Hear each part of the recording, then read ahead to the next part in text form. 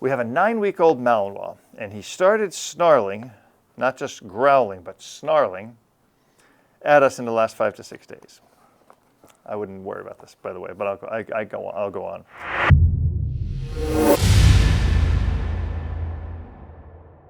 We have been teaching him simple commands using positive methods, of which he is doing great at, but when physically picked up, such as to bring him inside when he isn't ready to come in, or to keep him from harmful situations, he snarls, shows his teeth, and snaps at us.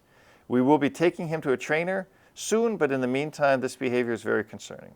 Does this current behavior mean that he will be like this as an adult? No.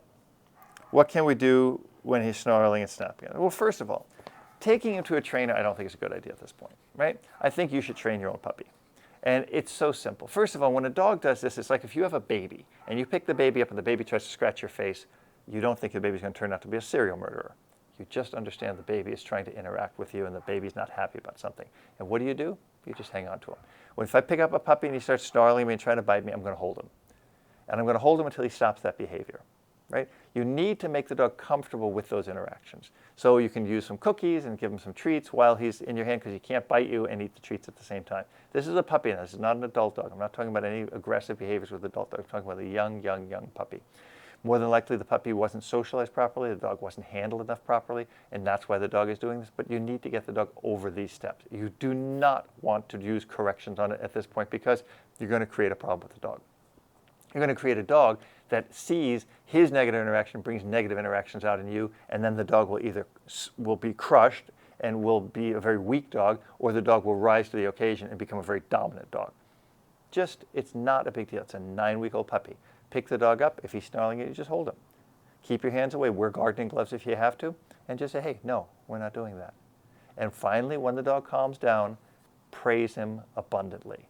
In other words, what you tend to do, or people tend to do, is they will start with a dog that's growling and they'll interact. Hey, stop it, stop it, stop. Hey, hey, hey, hey. And that the dog only sees as an interaction. He doesn't see it as a consequence or as a negative or as a correction. The dog sees it as an interaction. And when the dog finally stops, then you put the dog down and nothing happens. So the dog thinks, well, the more I act like an idiot, the more interaction I get. And that's subconsciously for the dog. That's what's happening with this dog. So you need to hold the dog and not interact with the dog, not do too many corrections, just wait. And when the dog calms down, go, when the dog calms down, say, oh, what a good puppy, what a good dog, what a good boy, and praise abundantly. Take it slow. It's a 9-week-old puppy. It's a Malinois. It's a working line dog. It probably has these innate drives, and it probably wasn't socialized properly early on, so it's up to you to do this now. Question is, can I ask, how can I correct my Belgian Malinois bite snapping when playing with me? Well, first of all, more than likely your Belgian Malinois is play biting with you and is doing a very natural behavior. If he's a higher drive dog, he's initiating play with you. Now, if you want to correct that, then you're correcting the dog for trying to play with you. Now, if the dog is trying to bite you and you need to correct it, that's a whole different thing. But more than likely, if you've got a really nice dog from a good breeder and a good bloodlines, the dog is trying to play with you.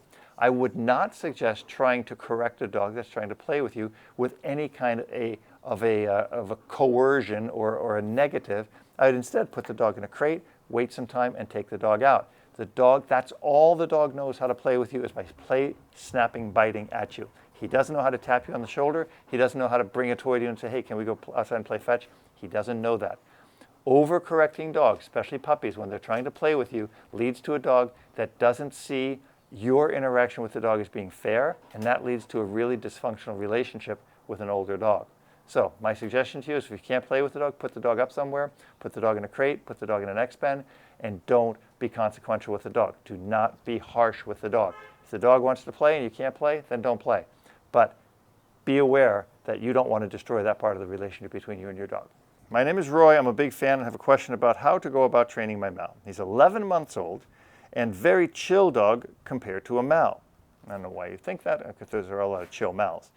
And has a lot of confidence and love for people and other dogs. I'm training him to be a working dog, not professionally, and not protection or attack. I do bite work and scent training along with obedience. My question is if I should build up his natural drives more and harness them, or rather keep him on a relatively calm and less motivational training path. He will never actually be a real working dog, only my personal dog, And my end goal with him is basically for him to be a highly obedient dog and also live a happy, long life with me. Thanks for taking time. So it's an excellent question. So my opinion to you is, since you're just doing that, I would leave the dog where he is in his drives. You don't want to push those drives. You don't want to put him into a drive that might be uncomfortable for him, because sometimes in changing the dog's drive and in escalating the drive and pushing the dog a little further, you end up putting a dog in a position, into a position, I should say, that they're not quite comfortable with. And if you don't have people around you to help you start to balance that out, then you're going to have a problem in working with the dog. So you have a really nice dog, keep him really nice, let him do everything at the level he's at his strength level, at his confidence level, at his drive level, and everything. And I think you'll have a really nice dog, and kudos to you for asking a really good question and doing what's best for your dog. And the question says, I have a 6-year-old Belgian Malinois. He's a good dog, till I let him off lead. Then he runs away and will not come back. He also has toy aggression. Also, he's a rescue that we got here recently. Please help me, anything will help. Well, you got too much dog for yourself, right? So what I would suggest you do is I would start by hand feeding the dog.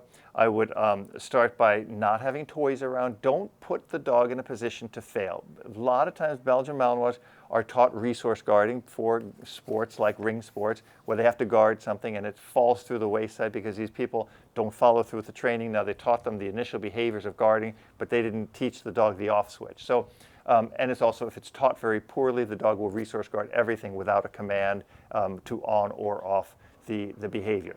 I would start with a good balanced training method, hand feeding, basic obedience, fair interaction, not too many corrections, not too much cookies and stuff like that. Balanced, right down the middle. Reward, consequence, corrections, reward, corrections, praise, corrections, praise. Go through it, take your time, go slow, but check out my online dog training at robertcabral.com. You'll see there's tons of lessons that will help you with this. Check out my shelter dog training course.